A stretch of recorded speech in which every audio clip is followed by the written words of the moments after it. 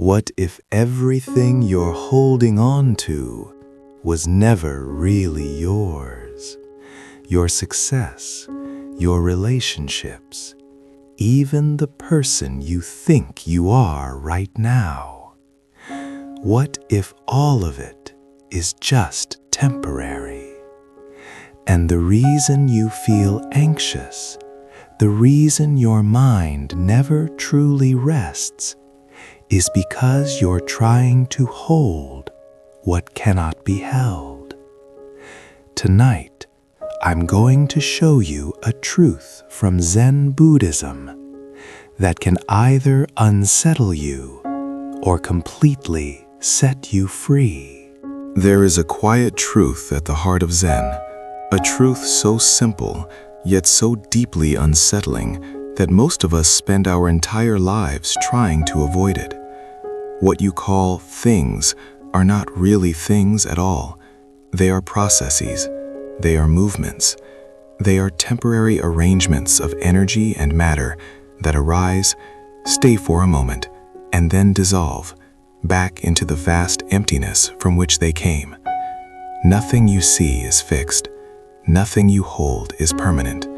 And yet, your mind keeps trying to make it so. Why does this idea of emptiness feel so uncomfortable? Why does it create a subtle fear, a resistance, a quiet tension in the chest? Seriously, Zen Buddhism offers a simple answer. Because the human mind is addicted to certainty. It wants something solid, something stable, something it can hold on to and say, "This is mine, this will stay, this defines who I am." But emptiness removes all of that. We suffer not because things are empty, but because we try to grasp what cannot be held. We try to make permanent what is inherently temporary. We build our lives on this illusion. We collect possessions. We chase achievements. We define ourselves through relationships, status, identity. We say, "My success, my reputation, my body, my life." But all of these are like clouds drifting across the sky. Real, beautiful, visible, yet never truly solid, never truly ours. Take a moment and look at your own life. How much of your mental energy is spent on acquiring things, maintaining them, protecting them, worrying about losing them? Your bank account, your image in the eyes of others, your health, your relationships. Each one feels incredibly important, and in a practical sense, they are.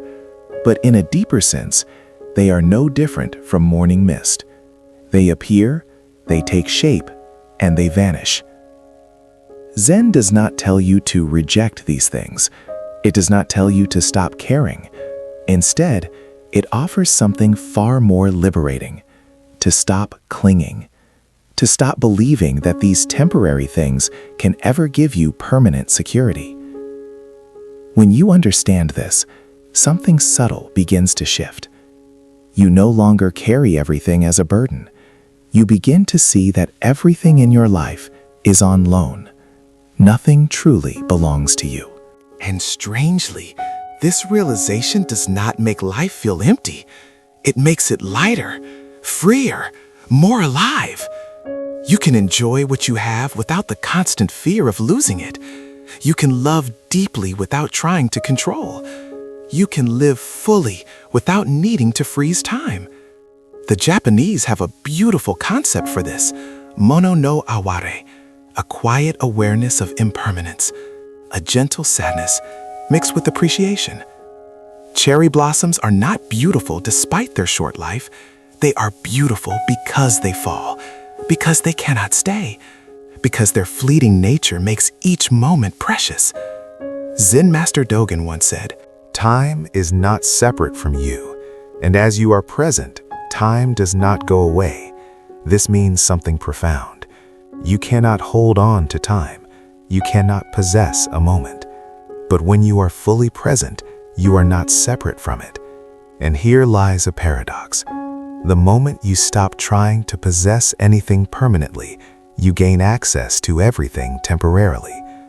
In modern life, we are trapped in a cycle: desire, acquisition, satisfaction, emptiness, desire again. But when you truly see the emptiness within this cycle, it begins to lose its power over you. Not in a hopeless way, but in a freeing way. You can still participate in life. You can still enjoy, build, love, create. But you are no longer enslaved by the need to hold. The Buddha once said, "Thousands of candles can be lit from a single candle, and the life of the candle will not be shortened." Happiness does not decrease when shared, because its source is not something you own. When you stop trying to accumulate, you discover something unexpected, an infinite capacity for joy, for generosity, for presence. Tonight, if you notice anxiety in your mind about something you might lose or something you wish you had, pause just for a moment and remember this: what you are holding on to was never meant to stay. And maybe, just maybe, you can feel a small sense of relief, a lightness, a soft release. Because in letting go, you begin to discover something surprising. What you once called emptiness is actually fullness, the fullness of life itself. Now, let us move from understanding into a story, because sometimes truth is not something we can explain. It is something we must experience. High in the mountains, far from the noise of the world, there stood an ancient monastery. Its wooden halls had witnessed centuries of silence. Its walls carried whispers of generations of monks who had lived, practiced, and disappeared. Time had passed gently there, too gently. Inside the monastery, there were sacred sutras, texts that had been preserved for generations. Each page, written by hand, with careful brushstrokes, each word carrying the weight of lineage. But now, those sutras were fading. The rice paper had turned yellow with age. The black ink, once bold and clear, had begun to bleed into soft gray shadows. The teachings were still there, but they were slipping away. The abbot understood the urgency. This was not just ink on paper. This was the transmission of wisdom across time. If these sutras disappeared, something precious might be lost forever. So he made a decision. New copies must be created. Not ordinary copies, but perfect ones. Copies that could last for centuries. Copies that would carry the same spirit as the originals. Messengers were sent across distant provinces with one request: find the greatest scribe, the most skilled master of brush and ink, someone whose writing was not just accurate, but alive. Weeks passed. Finally, a man arrived. His name was Hakun. But when the monks saw him, they were confused. He was not young, not energetic, not surrounded by tools or assistants. He was old, quiet, almost invisible. He carried only a small hemp satchel. Inside it, just a few worn brushes, an inkstone, and a single roll of blank paper, so pure, it almost seemed to glow. The abbot greeted him with respect and led him to a quiet room, a room filled with soft golden light, filtering gently through paper screens. In the distance, the faint sound of temple bells echoed through the mountains. "This is where you will work," the abbot said. He carefully placed the original sutra on a wooden stand. "This text is precious beyond words. We will bring you food and water. Take all the time you need. but please. Create a perfect copy.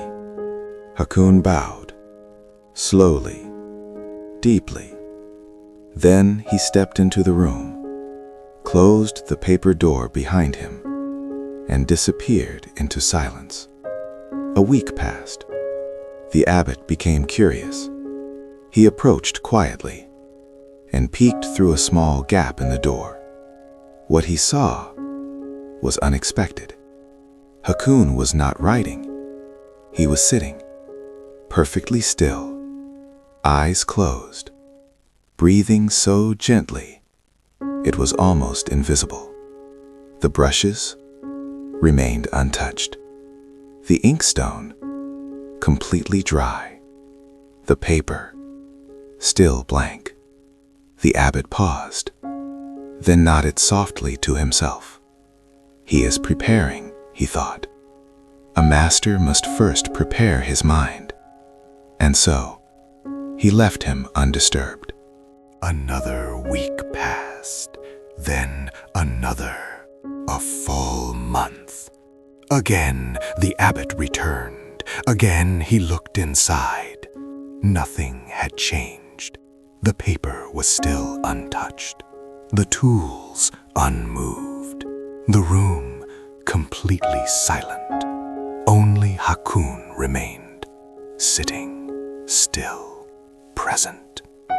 Now, a small doubt began to arise, but the abbot suppressed it. True masters, he reminded himself, work in ways we do not understand. And so, he waited. Seriously, 3 months passed. No sound, no movement, no progress that anyone could see. At last, the abbot could no longer contain himself. He slid the door open, this time not gently, and stepped inside. "Master Hakun," he said, his voice tight with restrained frustration, "you were invited here to copy our sacred sutra. The ink is still dry. The paper is still blank. You have done nothing." A long silence followed. Hakun slowly opened his eyes. They were clear, deep, still, like a mountain lake untouched by wind. He looked at the abbot, not with defensiveness, not with apology, but with quiet compassion. Then he turned his gaze toward the old sutra on the stand, and finally he spoke. "Venerable abbot," his voice soft, like wind through pine trees, "the words on that paper are like a finger pointing to the moon. For 3 months, I have been looking at the moon itself." The abbot stood frozen. Hakun's words, simple as they were, carried something unsettling. The finger pointing to the moon. He had heard that phrase before, many times. But now, standing in that silent room, with 3 months gone and nothing written, those words felt different, more real, more uncomfortable. The abbot frowned slightly, his voice now lower but still firm. "Master Hakun, we did not ask you to contemplate the sutra. We asked you to copy it. These teachings must be preserved for future generations." Hakun listened quietly, no resistance, no argument. Then, very slowly, He stood up from his cushion. Every movement, calm, intentional, effortless. He walked toward the wooden stand, looked at the old sutra, the faded ink, the worn paper, the fragile form that had survived centuries. Then he turned back to the abbot. "If a child copies these words," Hakun said gently, "the form will survive.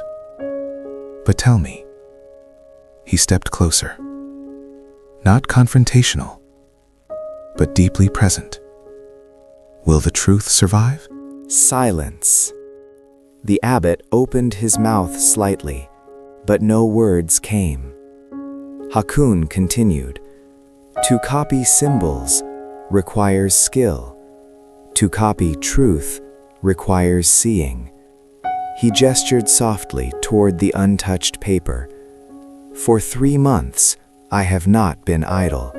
I have been emptying what I think I know, emptying the desire to perform, emptying the need to complete a task, so that," he paused, a faint smile appearing, "so that what is written is not just ink, but understanding."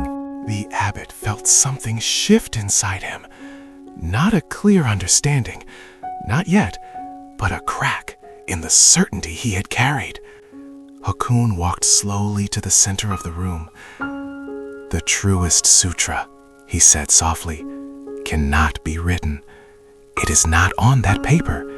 It is not in those words. It is here." He raised his hand slightly, not pointing at anything specific, but to everything. The silence in this room, the light moving through these screens, the breath that comes and goes. This is the sutra. The abbot felt the room differently now. The same room, the same light, the same air, but somehow not the same. For the first time, he noticed the stillness, not as absence, but as presence. Hakun looked at him again, his eyes now almost playful.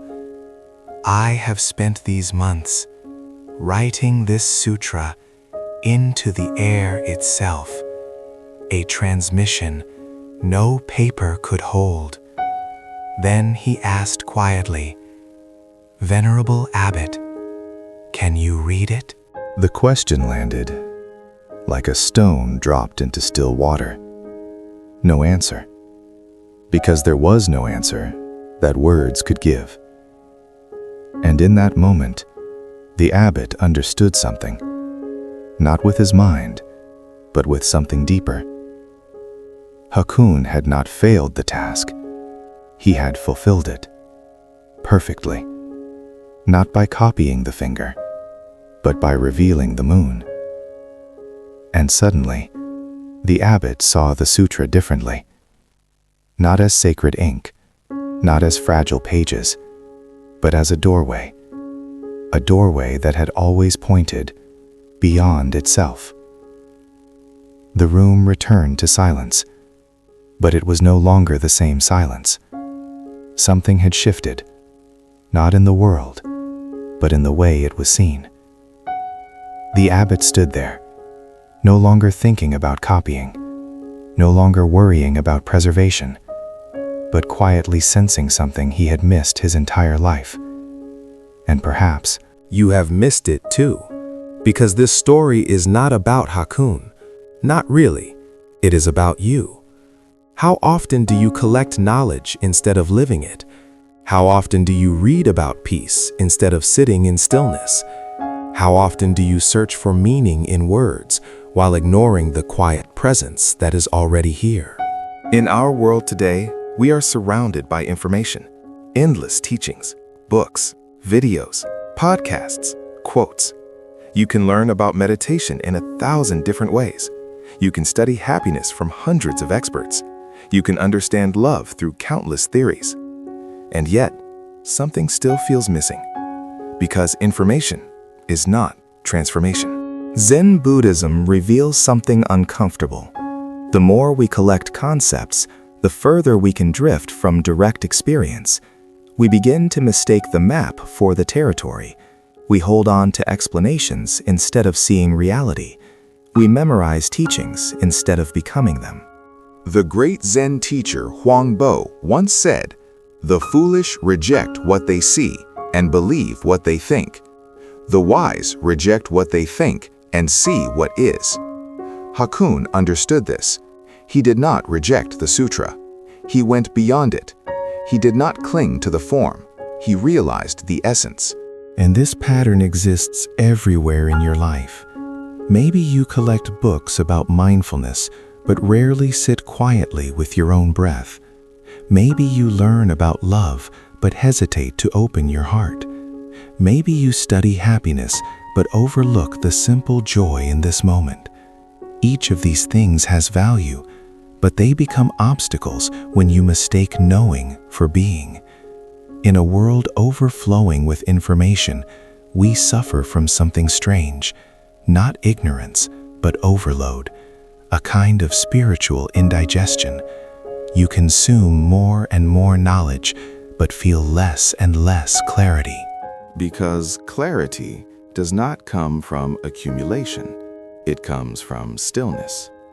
The Buddha said, "All things arise and pass away. Be diligent in your practice." But what is true diligence? It is not reading more, not learning more techniques, not chasing more answers. True diligence is the courage to sit in silence, to remain present without reaching for something else, to notice the space between thoughts, to feel the awareness that is already here. Zen Master Benkei once said, "You are trying to polish a mirror that is already perfect. There is nothing missing, nothing broken, nothing to fix, only something to recognize. And that recognition cannot be given to you. It cannot be written in a book. It cannot be copied like a sutra. It must be seen directly, right here, right now. Now, just for a moment, slow down. You've listened to the words. You've followed the story. You've understood, at least in part, what emptiness means. But right now, none of that matters. Because this is the moment where understanding must become experience. There is a silence around you. Even if there is sound, there is still silence underneath it. Can you feel it? Not as an idea, not as something to think about, but as something that is already here. The thoughts in your mind, they come, they go, like clouds drifting across the sky. Memories appear, plans arise, worries whisper quietly in the background. And yet, something remains unchanged, something that is not moving. The space in which all of this happens, this is what Zen points to. Not the thoughts, not the words, not even the teachings, but the awareness that sees them. The Buddha said, "In the end, just 3 things matter: how well you have loved, how gently you have lived, and how gracefully you have let go." Letting go is not losing, it is returning to what was always there. When you release the need to hold, the need to control, the need to define everything, you don't become empty, you become free. Free to experience life without resistance, free to love without fear, free to exist without needing everything to stay. And in that freedom, something beautiful happens. The ordinary becomes extraordinary. The breath feels deeper. The present moment feels enough. Not because everything is perfect, but because nothing needs to be held. Right now, nothing is missing. Nothing needs to be added. Nothing needs to be taken away. Just this moment, just this awareness, just this quiet presence that has been here all along. So tonight, as you rest, as your thoughts begin to slow, as the world gently fades into the background, you don't need to search for peace. You don't need to create stillness. You don't need to understand anything more. Just return to the silence and stay there for a little while, because in that silence, you may discover something unexpected, that what you once called emptiness was never empty at all. It was life, whole, complete, and quietly waiting for you. And so, as this moment gently comes to an end, there is nothing you need to carry with you, no idea to remember, no lesson to hold on to, no truth to protect. Because the moment you try to keep it, it slips away, just like everything else. Instead, let it pass through you, like a breeze moving through an open window, unnoticed, untouched, yet quietly refreshing everything inside. Maybe tomorrow you will wake up and return to your routines, your plans, your worries, your endless list of things to do. And that's okay. Life will continue exactly as it always has. But somewhere, beneath it all, there may be a small shift, a softer grip, a lighter heart, a quiet understanding that nothing you experienced was ever meant to stay. And strangely, that makes it more beautiful, more real, more worth living. So tonight, don't try to become enlightened. Don't try to hold on to peace. Don't try to understand everything. Just allow yourself to rest, to let go, not just of your thoughts, but even the need to let go. And in that effortless space, where nothing is forced, nothing is grasped, nothing is resisted, you may discover something very simple, something that has always been here, not hidden, not distant, not complicated, just this, just being, just this quiet, living presence that does not need to be named. And as you drift deeper into stillness, remember this, not as a thought, but as a feeling. You were never separate from life. You were never missing anything, and you never needed to hold on to be complete.